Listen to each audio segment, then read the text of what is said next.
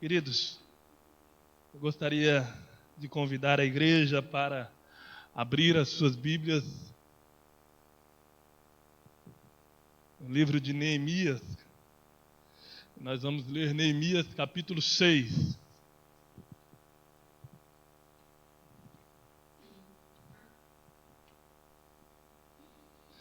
Neemias capítulo 6.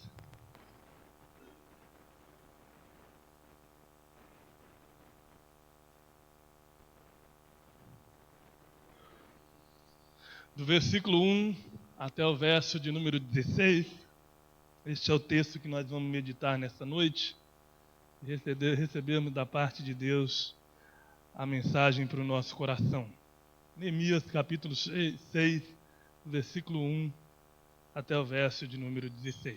Assim diz então a palavra do nosso Senhor. Tendo ouvido Sambalate, Tobias, Gesem, o Arábio, e o resto dos nossos inimigos, que eu tinha edificado o muro, e que nele já não havia brecha nenhuma, ainda que até este tempo não tinha posto as portas nos portais, Sambalate e Gesem mandaram dizer-me: vem, encontremo-nos nas aldeias no vale de Ono, porém intentavam fazer-me mal.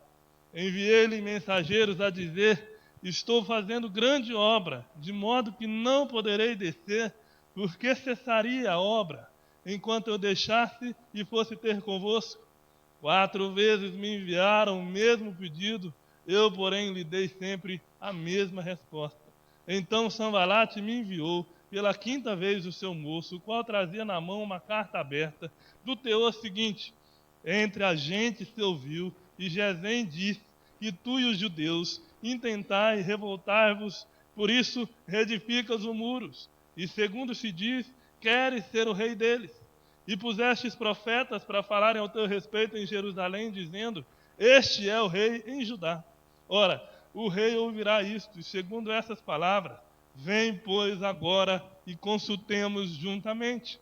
Mandei dizer-lhe: de tudo o que dizes, coisa nenhuma sucedeu, tudo teu coração é que os inventas. Porque todos eles procuravam atemorizar-nos, dizendo: as suas mãos largarão a obra, e não se efetuará agora. Não se efetuará. Agora, pois, ó Deus, fortalece as minhas mãos. Tendo eu ido à casa de Semaías, filho de Delaías, filho de Meetabel, que estava encerrado, disse ele: vamos juntamente à casa de Deus, ao meio do templo, e fechemos as portas do templo, porque virão matar-te. Aliás, de noite virão matar-te. Porém, eu disse: homem, como eu fugiria? E quem há como eu que entre no templo para que viva? De maneira nenhuma entrarei. Então percebi que não era Deus que o enviara. Tal profecia falou de contra mim, porque Tobias e Sambalate o subornaram. Para isto o subornaram, para me atemorizar e para que eu, assim, viesse a proceder e a pecar, para que tivessem motivo de me infamar e me vituperassem. Lembra-te, meu Deus, de Tobias e de Sambalate, no tocante a essas suas obras, e também da profetisa Noádia, e dos mais profetas que procuraram atemorizar-me. Acabou-se, pois, o muro aos 25 dias do mês de Elu, em 52 dias. Sucedeu que, ouvindo todos os nossos inimigos, temeram todos os gentios, nossos circunvizinhos, e decaíram muito no seu próprio conceito, porque reconheceram que por intervenção de nosso Deus é que fizemos esta obra. Louvado seja Deus. Vamos orar. Pai Santo, diante da sua palavra nós estamos e nós precisamos nos alimentar dela. Ó Deus, somente um maná do céu, somente a palavra que cai do céu, entra no nosso coração, alimenta a nossa alma, alimenta a nossa fé e nos fortalece para continuar e prosseguir. É somente, ó Deus, se o Espírito Santo do Senhor estiver, ó Deus, operando em concurso, ó Deus, neste momento da pregação. Que o Espírito Santo possa aclarar a nossa mente e essas verdades não somente fiquem na nossa mente, mas que elas se traduzam para o coração e para as práticas.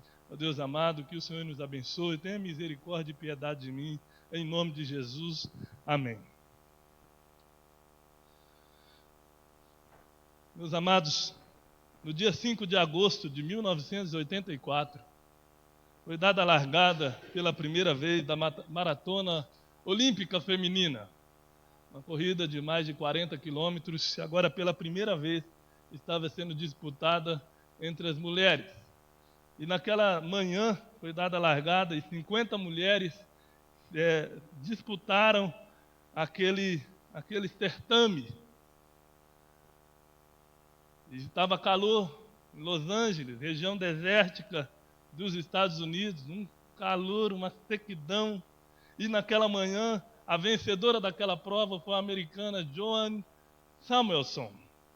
Provavelmente você nunca ouviu falar de Joanne Samuelson, e a não ser que você seja um aficionado do esporte. Mas certamente você vai lembrar de uma cena que ocorreu nessa mesma prova. Porque nessa mesma prova, quando uma mulher adentra dentro do estádio, ela entra cambaleando, ela entra tropegando, ela entra quase que o corpo não responde, os seus joelhos estão trôpegos, ela está desidratada, ela está ofegante, o corpo não responde mais, mas ela continua, ela avança até chegar ao final. Você certamente já viu algo parecido na televisão.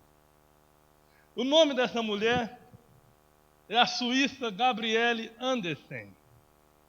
E agora, recentemente, ela deu uma entrevista e perguntaram para ela o que ela lembrava daquela prova. E ela disse o seguinte: eu me lembro que eu entrei no estádio, meu corpo não respondia, eu estava com cãibra, eu estava ofegante, desidratada, mas eu sabia que eu precisava apenas completar mais uma volta. E essa foi a minha motivação. Eu precisava completar a última volta, mesmo que para isso eu negasse ajuda, eu resistisse qualquer tipo de incentivo à desistência. Eu precisava completar a última volta. Meus amados irmãos, uma das figuras metafóricas que a palavra de Deus utiliza para a vida cristã é a corrida. Você percebe quando o apóstolo Paulo vai dizer que ele combateu o bom combate, ele completou a carreira. Combateu o bom combate, guardou a fé e completou a carreira, chegou até o final. O texto de Hebreus que nós acabamos de ler diz exatamente essa realidade de uma corrida. Porque a vida cristã é assim, é uma necessidade de chegar até o final. Mas diferente de uma prova de Olimpíadas, ou seja lá o que for, essa não é uma questão de chegar em primeiro. A questão aqui é de chegar até o final. E, amados irmãos, não são poucos os crentes que ficam no meio do caminho. Não são poucos os cristãos que desfalecem no meio da caminhada. Não são poucos que abandonam a pista. Não são poucos. Pastor Russell Shedd disse certa vez que quando os crentes chegarem até o final, alguns vão estar sem braço, alguns vão estar sem pernas, alguns vão estar sem olhos, alguns vão estar sem ouvidos, sem audição, alguns vão estar totalmente desfigurados, mas eles estarão lá porque chegaram até o final. Porque não é uma questão de chegar em primeiro, chegar inteiro, a questão é chegar até o final. E como são muitos os que desistem no meio da caminhada, eu quero apresentar então a proposta temática desta noite. E a proposta é como perseverar na obra de Deus. Como perseverar na obra do nosso Deus. Como mantermos firmes. E por que essa temática? Porque nós estamos aqui falando de Neemias, e vocês sabem muito bem que Neemias ele tem 12 capítulos, é uma história de reconstrução, é uma história de trabalho, é uma história de alvos definidos, é uma história que nós precisamos tirar muitas lições, mas é uma história de alguém que precisava completar uma obra.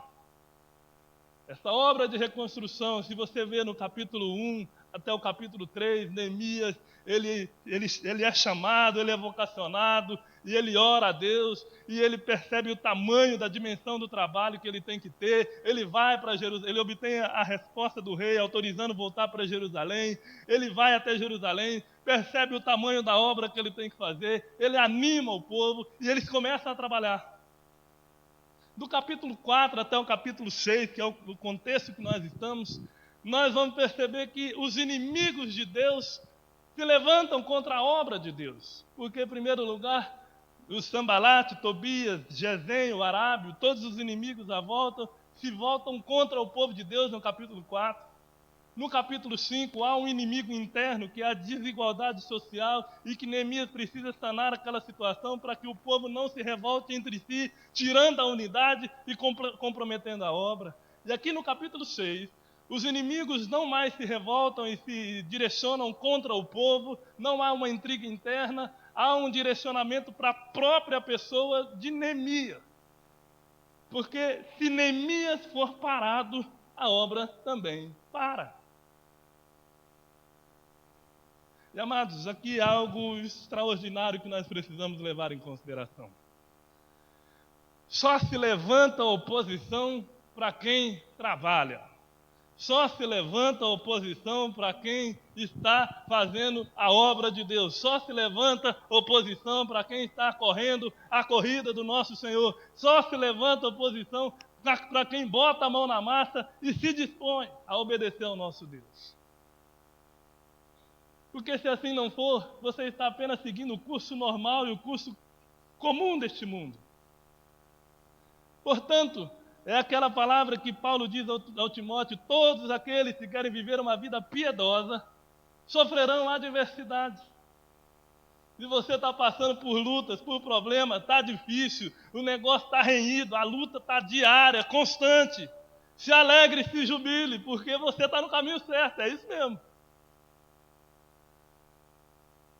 E, amados irmãos, e vocês que estão acompanhando Neemias há algum tempo, vocês perceberam ao longo desses capítulos que Neemias é difamado, Neemias é caluniado, Neemias ele é de certa forma em alguns momentos desanimado, a falta de provisão bate, mas ele busca a provisão na parte do Senhor, mas ele não desanima, ele continua, ele avança, e aqui está o ponto-chave, ele precisa completar a obra, ele não pode parar. Como então perseverar na obra de Deus? Amado, nós podemos tirar lições extraordinárias aqui para aplicar na nossa vida pessoal. Talvez você não está numa reconstrução de muros, talvez você não está envolvido numa reconstrução de uma comunidade eclesiástica, mas você está inteiramente envolvido na construção da sua própria identidade cristã. Você precisa percorrer este caminho da vida cristã até o final. Você precisa ser crente, você precisa ser santo, você precisa ser alguém fiel no Senhor Jesus, você precisa suportar as adversidades em nome do Senhor Jesus, você precisa fazer isso até o final, e você está envolvido nisso, isto é, se você verdadeiramente foi um eleito de Deus, chamado por Deus e conquistado por Jesus na cruz do Calvário. Aqui então, nós temos 4 verdades que eu gostaria de abordar neste texto. Como perseverar na obra de Deus. Em primeiro lugar, mantenha o foco nas prioridades. Veja aí no versículo 1 até o versículo 4. Mantenha o foco na prioridade. Tendo ouvido Sambalate, Tobias, Gesem, o Arábio, que os muros já haviam sido completados, já não havia nenhum tipo de brecha, havia apenas os portões para se finalizar. Então aqueles homens perceberam que a obra não parara, a obra continuara, ela havia sido quase concluída e eles precisavam dar uma cartada final. E eles então chamam Neemias, eles mandam um mensageiro falando: vem Neemias, encontremos-nos no vale de Ono. É como se os inimigos de Neemias estivessem dizendo assim: Neemias, Você já completou a obra. Você já terminou o que você tinha que fazer. Aquilo que Deus te chamou para fazer, você já fez. Era para reconstruir os muros, você reconstruiu. Agora, Neemias, vamos deixar as nossas diferenças para trás, vamos deixar as nossas desavenças, vamos aqui nos assentar, vai para o Vale de Ono, lá nós vamos nos assentar e vamos discutir o futuro. Lá nós vamos aparar as nossas arestas, lá nós vamos fazer novos planos, lá nós vamos fazer uma política de boa vizinhança, novos tempos virão. Neemias, acabou. Chega, sai daí, sai de Jerusalém, vamos agora aproveitar esse tempo para dar um break, para dar um pause. Você precisa descansar, Neemias. Calma, Neemias.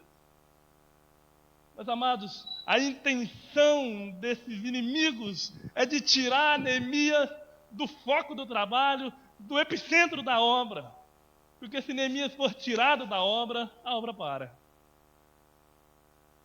E aqui eles utilizam três artimanhas para tirar Neemias do foco. A primeira artimanha é a falsa sensação de obra completa. Você percebe aí, Neemias, vem. Deixa a obra e vem. Você já completou tudo que tinha que fazer aí, agora vem. Amados irmãos, uma das artimanhas que Satanás nos enlaça, nos enreda, é de que após algum tempo, alguns meses ou alguns dias de vitória, que nós estamos firmes no propósito, nós colocamos uma meta de sermos um bom crente, de sermos uma boa crente, de sermos um bom esposo, de ser uma boa esposa, de ser um crente missionário, de ser um crente que verdadeiramente se preocupa com a evangelização, com a expansão do reino, de ser um crente que busca a oração. E nós alcançamos essas metas. Mas o perigo está aqui, quando nós temos uma falsa sensação de obra completa. Nós avançamos o primeiro dia, está tudo certo. Segundo dia, está tudo certo. Terceiro dia, glória a Deus. Quarto dia, oh, benção, aleluia. Quinto dia, o Senhor está conosco. Sexto dia, vamos lá, nós estamos dando conta. Sétimo dia, até o sétimo dia, é um final de semana. Hoje não, hoje eu preciso dar um break. Hoje eu preciso de uma folga. Hoje eu preciso acalmar. Eu estou pegando muito pesado desse negócio de ser crente. Eu estou pegando muito pesado nesse negócio de ser um bom cidadão. Eu estou pegando pesado, eu preciso dar uma relaxada. Falsa sensação de obra completa. A segunda artimanha está aqui no versículo de número 2 também, que é a falsa sensação de trégua. É o inimigo que chama. É Sanbalate, Tobias, Gesem, os inimigos se chamam, vem, vamos nos assentar, vamos dialogar, vamos conversar, vamos repensar, vamos traçar novas metas, vamos traçar um novo caminho, vamos, nós dois, vamos, venha, é trégua, eu estou abaixando as minhas armas, abaixa a sua também. Falsa sensação de trégua. Meus amados irmãos, não há momento mais perigoso do que a hora que a gente acha que o diabo, seus inimigos, seu sistema, ele deu trégua para nós.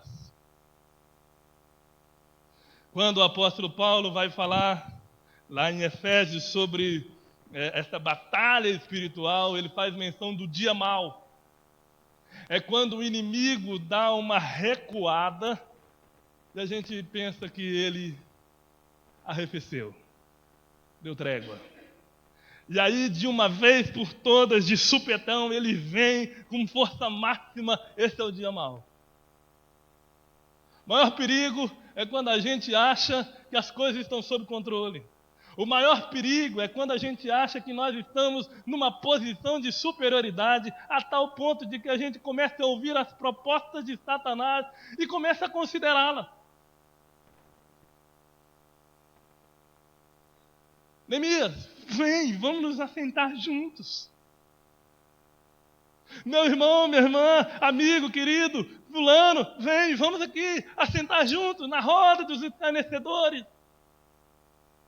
E aí a gente começa a pensar, não, eu já estou numa crescente boa, eu estou crente, eu estou firme, eu estou vigoroso, eu vou aguentar, eu vou suportar as tentações, não tem nenhum problema, eu sou valioso, o Senhor está comigo, eu vou me assentar. Mas isso é uma falsa sensação de trégua, porque no primeiro momento que você descuidar, descarrilhar as armas, abaixar a guarda, então o inimigo te apunhalará pelas costas. Porque veja aí, porém, intentavam fazer-me mal. A terceira artimanha é a insistência. Veja lá no versículo 4, 4 vezes me enviaram o mesmo pedido. É a primeira vez, você diz não. A segunda vez, diz não. A terceira vez, não. Quarta vez, não. A quinta vez, mas será que a gente precisa ser assim? Será que a gente não pode só dar uma bicadinha? Será? O inimigo das nossas almas é insistente. Ele é insistente, ele não desiste, ele não tira sábado, ele não tira domingo, ele não tira feriado, ele não tem descanso, é dia e noite na insistência para que você tire o foco das suas prioridades. E qual é a resposta de Neemias? A resposta de Neemias é a seguinte: em primeiro lugar, ele diz assim: o muro não está completo. Eu ainda não terminei o que eu tinha que fazer. Veja aí, eu estou fazendo uma grande obra. Ainda faltam os portões. Vocês não podem me tirar de Jerusalém, eu ainda estou trabalhando. Minha mãe, e aí eu tenho certeza que outras mães disseram a mesma coisa para seus filhos. Ela dizia o seguinte: mente vazia, oficina do diabo. Enquanto a gente está trabalhando e tem consistência e tem consciência do trabalho, que o trabalho não acaba, a obra não termina, a obra só está concluída quando ela termina, gente. Não tem essa, é redundância, mas é a verdade. Neemias está dizendo, a obra não terminou, eu preciso continuar trabalhando. A segunda resposta de Neemias é a seguinte: é o discernimento de espírito para perceber que em alguns lugares ele pode ir e outros não. Vale do Ono fica na fronteira da Samaria com Asdod, região hostil a Israel e certamente região hostil para Neemias. Existem alguns lugares que você pode ir, existem alguns lugares que você não deve ir. Neemias está consciente de que ele precisa estar no lugar certo, na hora certa, fazendo a coisa certa, porque se ele sair daquele lugar certo, ele vai estar numa posição de risco. Lembrem-se de Davi. Davi, quando ele cai em adultério com Batseba, ele está no local errado, fazendo o que é errado, olhando para a direção errada, e pensando e maquinando coisas erradas.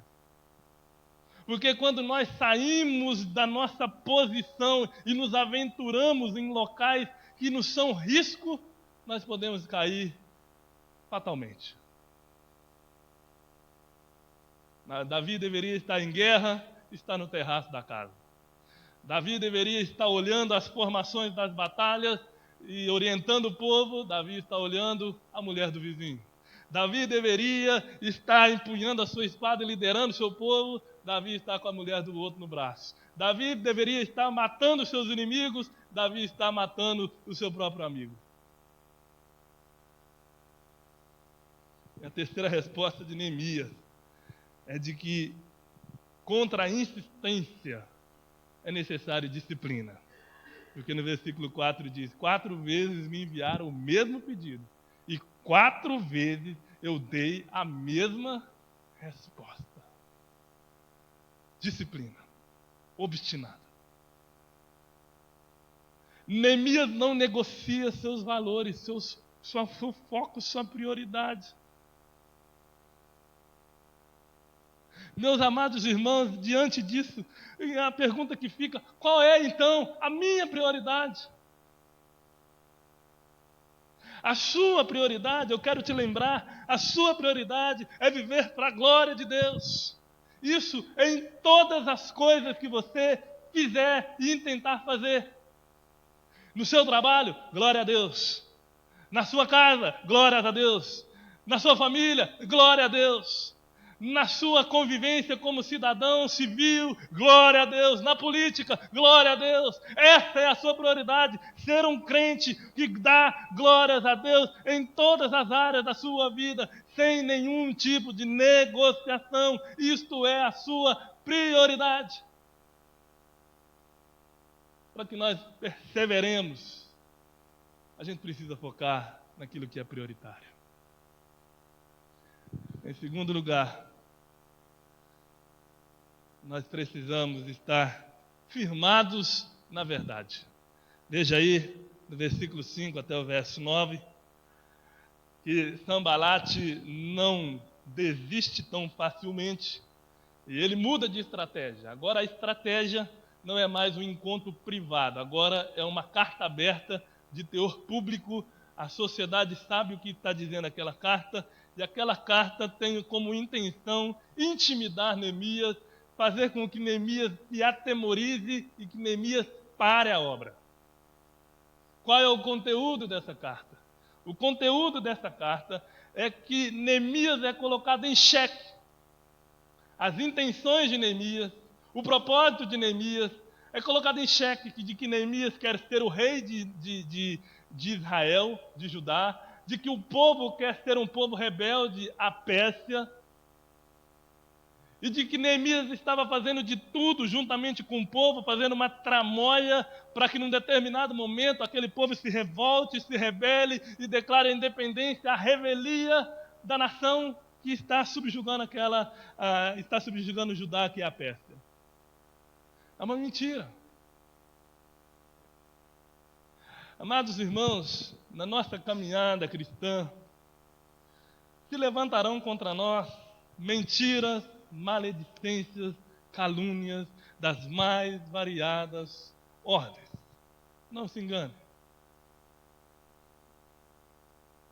E nós precisamos saber lidar com essas mentiras, calúnias, maledicências. Pastor Ronaldo Lindório dá um conselho sábio sobre essa questão. Quando alguém fizer algum tipo de crítica, calúnia, mentira, maledicência, nós precisamos, em primeiro lugar, analisar o que está sendo dito. Mesmo que os motivos sejam carnais, diabólicos, ainda assim pode ter algum tipo de verdade, a gente precisa identificar. Se tiver algum tipo de verdade, a gente precisa aceitar aquela verdade, nos quebrantar diante do Senhor, quebrantar o nosso coração, pedir perdão, mudar a nossa vida. Aceite a crítica, a calúnia, a maledicência naquilo que for verdade. Segundo, naquilo que for mentira, não durma com a crítica, com a mentira, com a calúnia. A mentira, a calúnia, a crítica só tira a nossa paz. Ela gera uma ansiedade que não é necessária no nosso coração. Nós não somos ordenados a viver de modo ansioso. Cristo é a nossa paz. Então o que a gente faz? Descarta. Mas descarta como? Firmados na verdade. Veja que a resposta de Neemias é muito simples. Veja aí no versículo de número 8. Tu, do teu coração, é que inventa. Nenhuma dessas coisas que você está dizendo se sucedeu. Tudo que você está dizendo é mentira. Eu sei quem eu sou, eu sei as minhas intenções, eu sei que eu fui chamado para fazer essa obra, as minhas intenções são nobres, elas vêm da parte de Deus, o meu chamado vem de Deus, a minha obra vem de Deus, e tudo que eu faço é para a glória de Deus. Eu não quero nada para mim, eu não sou nada, eu sou apenas cumprindo o que eu fui chamado para fazer, firmado na verdade. Meus amados, Se por um lado as pessoas dizem críticas, maledicências, mentiras ao nosso respeito, e nós precisamos estar firmados em quem nós somos, em quem Deus nos vê, na verdade de Deus. Por outro lado, o próprio diabo é quem coloca no nosso coração, na nossa mente, mentiras para nos fazer desanimar dessa caminhada, dessa corrida, dessa obra de Deus em nossa vida. Mentiras do tipo: você é crente?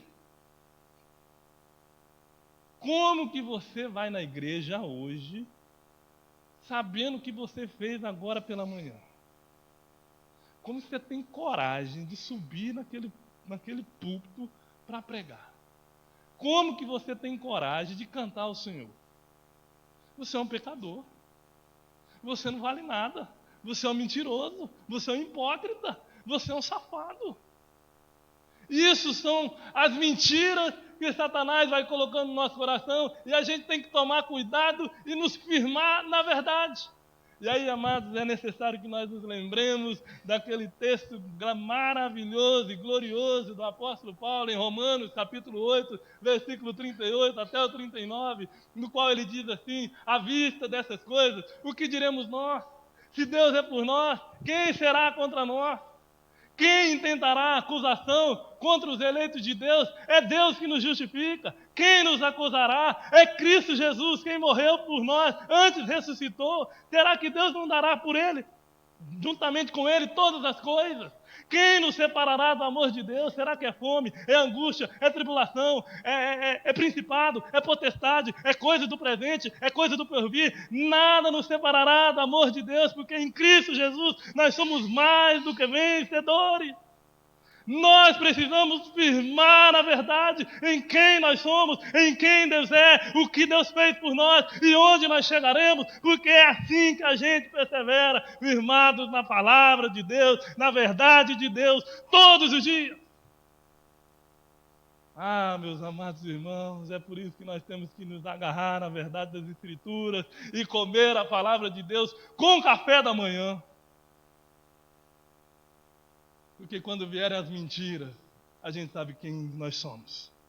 Você é um pecador, eu sou, mas eu sou um pecador regenerado pelo sangue de Jesus, lavado pelo sangue de Jesus, justificado por Deus. Eu não devo nada para ninguém. É Jesus Cristo que me salvou, é o Espírito Santo de Deus que habita em mim. Eu sou de Jesus.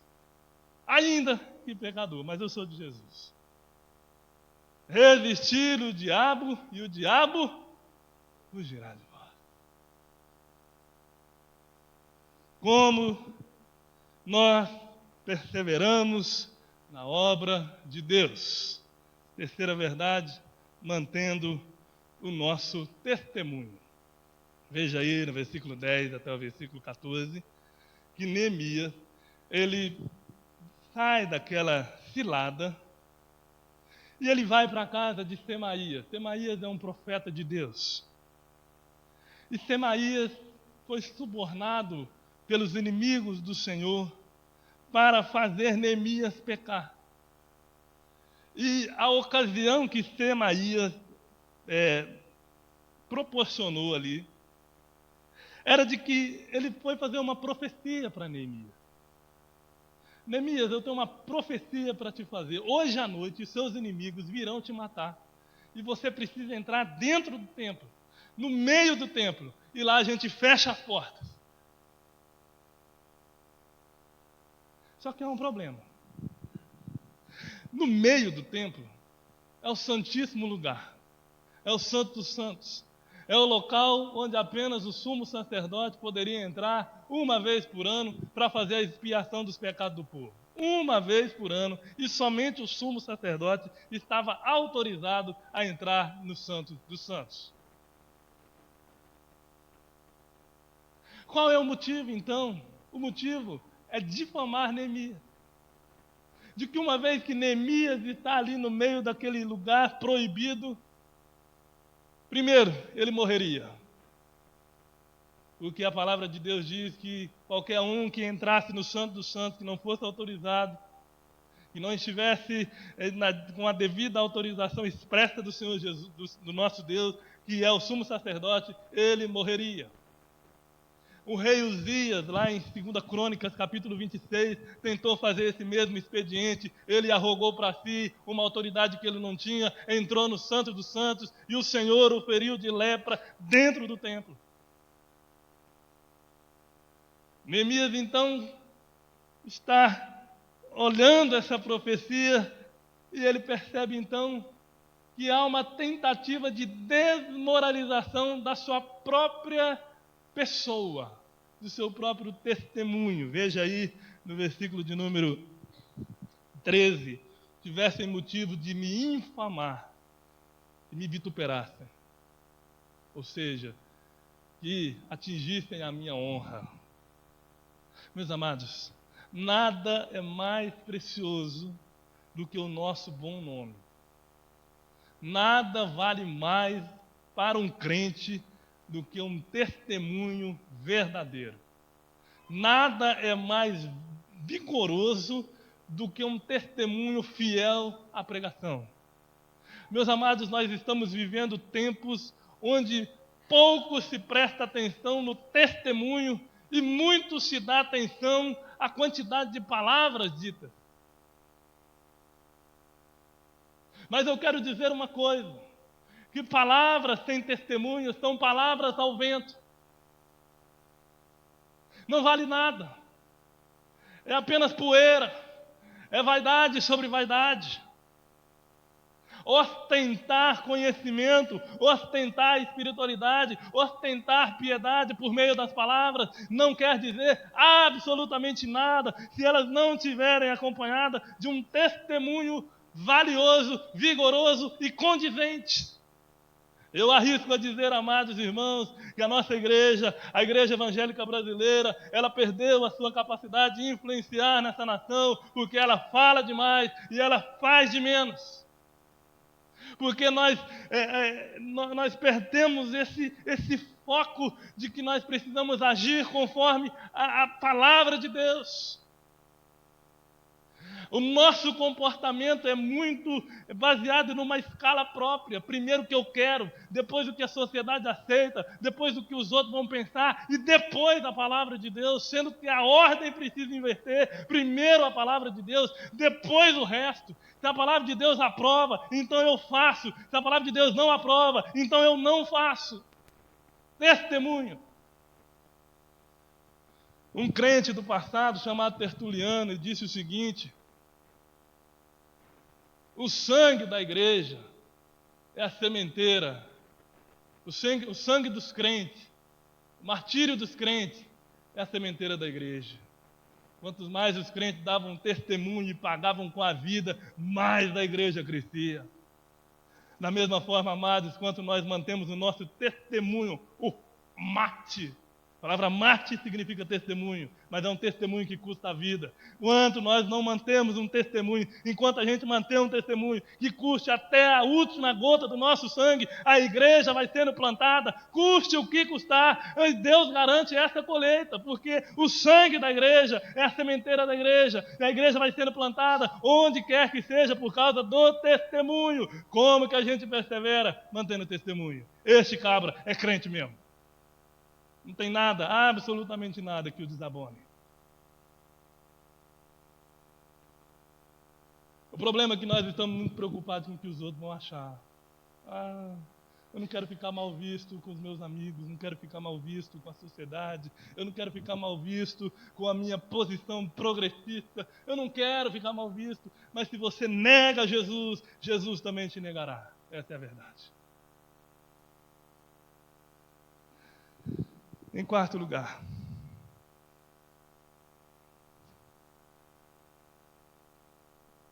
a partir do verso 15, para que nós perseveremos na obra de Deus, confie na providência do Senhor.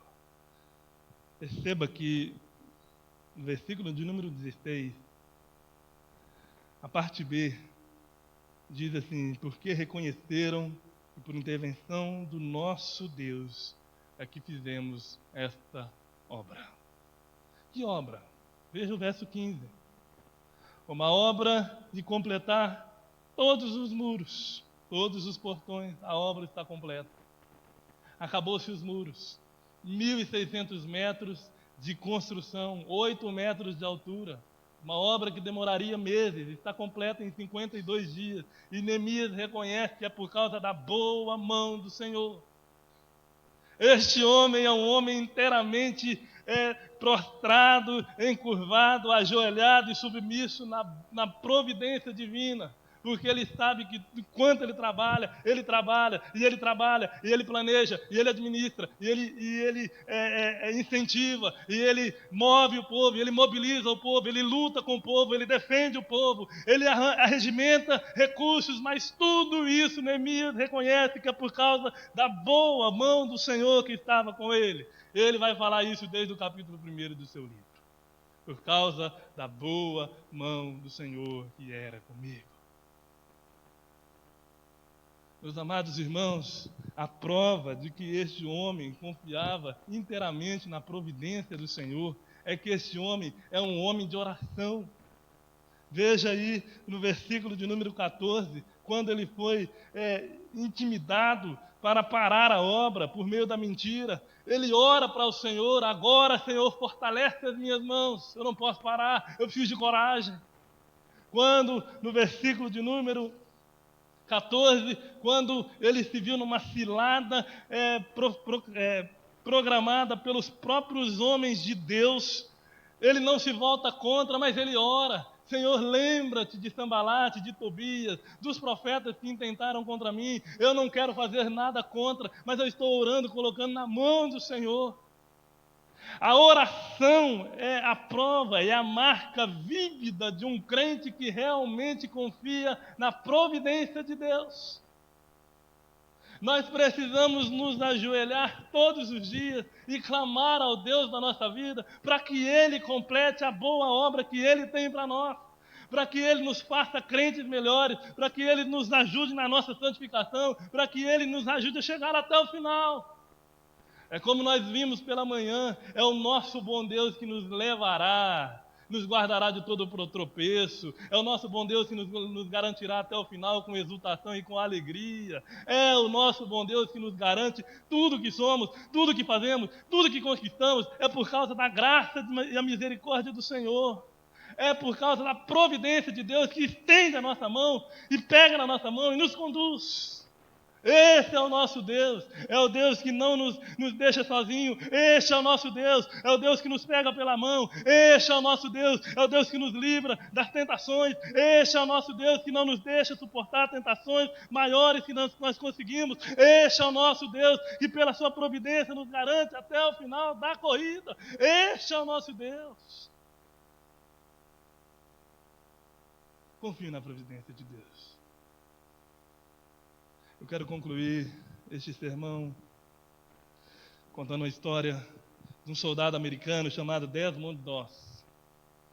Desmond Doss é um soldado da 96ª Divisão de Infantaria Americana.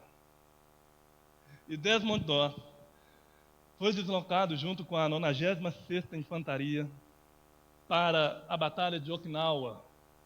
A Batalha de Okinawa é um contra-ataque dos Estados Unidos ao ataque de Pearl Harbor. E eles precisavam, a missão que foi dada foi de que eles precisavam conquistar um penhasco, uma escarpa, chamada Escarpa de Maeda. Então eles subiram o penhasco e lá eles encontraram uma multidão de japoneses armados até os dentes. E ali começou uma renhida batalha e os japoneses, eles trucidaram a 96ª Divisão de Infantaria Americana.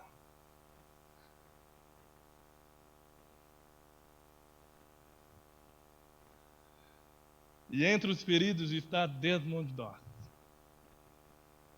Desmond Doss, deixado ali para morrer, começa a ouvir os gritos dos feridos, dos amigos. E ele toma uma decisão, mesmo ferido, de se deslocar cada ferido daquele, pegar e levar para a beira do penhasco e descer de corda, um por um. E assim ele começa a fazer. Ele vai cambaleando com o ferido, ele agarra no pescoço e no meio das rajadas de tiroteio, ele avança no meio da escuridão, pega e volta para o penhasco, desce o ferido americano e vai pegar mais um. Neste movimento, quando ele vai pegar mais um, ele chega no penhasco, ele faz uma oração: Senhor, só mais um. Só mais um, Senhor. Só mais um. E Desmond vai, mancando, ferido, cambaleando, triturado. Ele agarra no pescoço de mais um, volta para o penhasco, desce o corpo e ora: Senhor, só mais um. Nessa toada, Desmond Doss resgatou 75 soldados, até o seu corpo cair inerte no chão de tanta exaustão. Só mais um. Senhor, só mais um. Eu preciso completar minha obra, só mais um. Eu preciso completar o que o Senhor me chamou para fazer, só mais um. Meus amados, nós precisamos ter vida de oração, pedindo para que Deus nos ajude a chegar até o fim. Só mais um.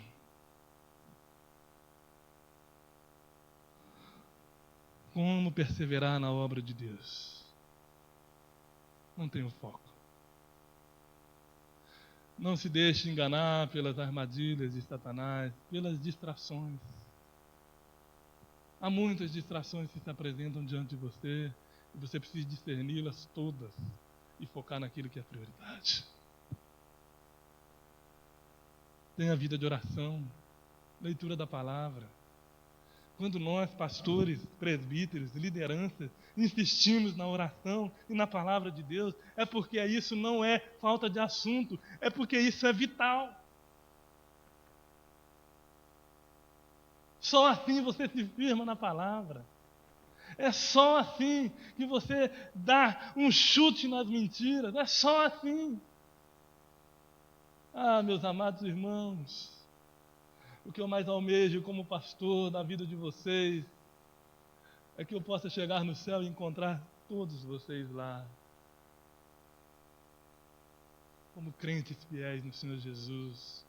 Ainda que alguns aqui cheguem lá sem perna, sem ouvidos, sem boca, estrupiado, o câncer comeu, a doença avançou, mas o importante não é chegar lá inteiro, o importante é chegar até o final, porque nós precisamos perseverar até o final, porque não é uma obra de chegar primeiro, é de chegar até o final, até o dia que o Senhor Jesus dirá: chegai-vos até a mim, filhos benditos do meu Pai, e entrai no gozo celeste que está à espera. Como perseverar na obra de Deus. Que Jesus abençoe a sua vida.